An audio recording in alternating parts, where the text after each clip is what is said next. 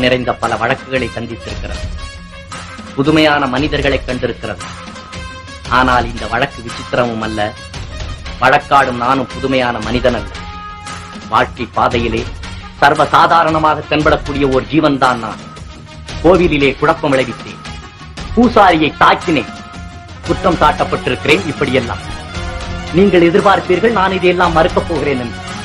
இல்லை, நிச்சயமாக இல்லை. கோவிலிலே குழப்பம் விளைவித்தேன். கோவில் கூடாது என்பதற்காக, கோவில் கொடியவரின் கூடாரமாய் இருக்கக்கூடாது என்பதற்காக பூசாரியை தாக்கினேன். அவன் பக்தன் என்பதற்காக, பக்தி பகல் வேஷமாய் ஆகிவிட்டதை கண்டிப்பதற்காக.